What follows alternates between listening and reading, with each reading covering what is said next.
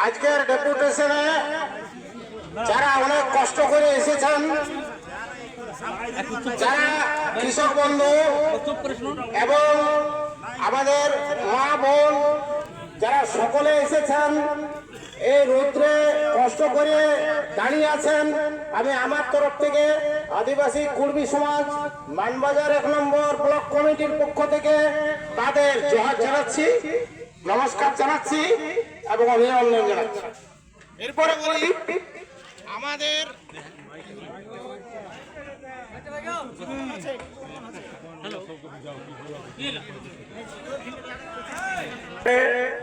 আমরা সাফল্যের সঙ্গে আমাদের স্মারকলিপি পেশ করলাম মাননীয় ভূমি এবং ভূমি রাজস্ব আধিকারিক মহাশয়ের নিকট। উনি আমাদের একের পর এক দাবি সম্পর্কে ওনার বক্তব্য বললেন, আমাদেরও যুক্তি বললাম এবং তাতে করে আমি একটা একটা করে একটু বলে দিচ্ছি, বেশি সময় লাগবে না। আমাদের প্রথম দাবি ছিল মিসিং প্লটগুলো সরজমিন তদন্তপূর্বক আগামী 3 মাসের মধ্যে দখলদার কৃষকের নামে রেকর্ডভুক্ত করতে হবে। কারণ মিসিং প্লটের জন্য আমাদের অযথা অনেক হয়রানি হচ্ছে। আমাদের কৃষকেরা আসছেন, জমি মালিকেরা আসছেন এবং ঘুরে যাচ্ছেন। এখন এ বিষয়ে বিএলআরও সাহেব যা বললেন যে আমার পক্ষ থেকে যতটা করার, তাইলে সেটা যদি সম্ভব হয় কাগজ থাকে আমি করে দেবো অবশ্যই ওই সময়কালের মধ্যেই।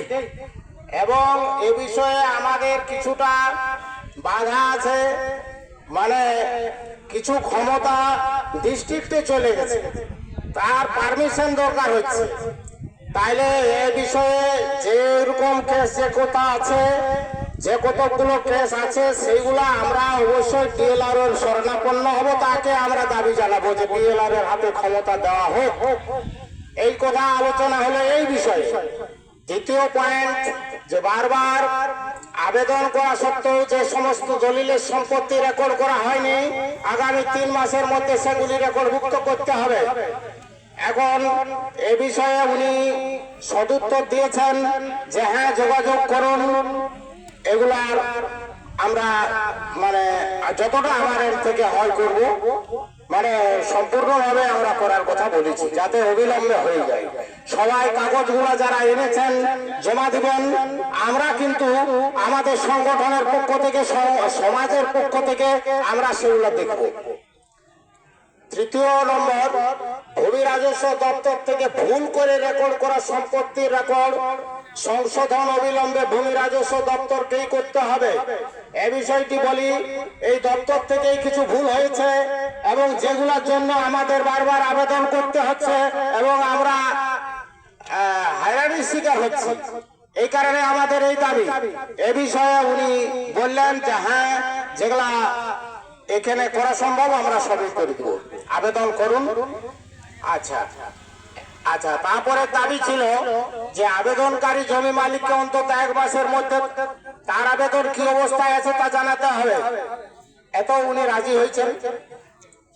আর আমরা কি হচ্ছি, দপ্তরে আসছি, কারোর সঙ্গে যোগাযোগ করার আছে, আসার পরে দেখছি উনি নেই, ঘুরে যেতে হচ্ছে।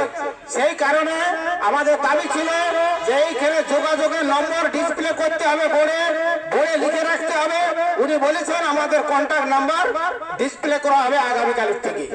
তার মানে আমরা ফোন করে জেনে নিতে পারবো যে কে আছে আর কে নাই, আমরা যাব কি যাব না। তাহলে এটা আমাদের পক্ষে সুবিধা হবে। তাহলে এইটা অন্তত উনি করবেন বলেছেন। আর শেষ ছিল যে এলাকাবাসী কিভাবে গৃহ নির্মাণের জন্য বালি পাবে। কারণ আমাদের বড় দুঃখ লাগে যে আমাদের পাশে হয়তো 1 কিলোমিটার 8 কিলোমিটার দূরে আমাদের নদী, আমাদের ক্ষেত ধোঁয়ায় বালি, কিন্তু আমরা বাড়ি তৈরির জন্য বালি নিতে হচ্ছে হয়তো 5,000 6,000 এইরকম টাকায়। তো উনি বলেছেন যে এটা সরকারের বিষয় এবং আমাদের যেটা আলোচনায় সিদ্ধান্ত হয়েছে যে ঘাট থেকে বালি পাওয়া যাবে 2,000 টাকা, তারপরে আপনি এবারে ক্যারিং কস্ট আপনার।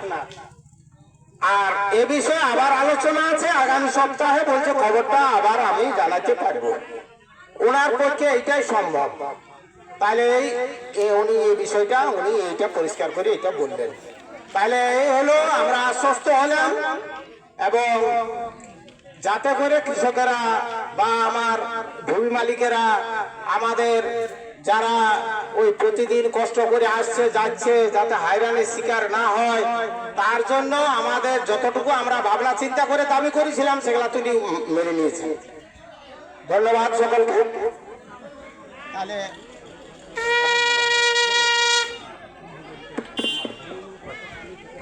আচ্ছা, ঠিক আছে। তাহলে ডেপুটেশনের আমাদের এখানে কাজ সমাপ্ত। আপনারা কষ্ট করে এসেছেন, আবার এবারে সুস্থভাবে বাড়ি ফিরুন।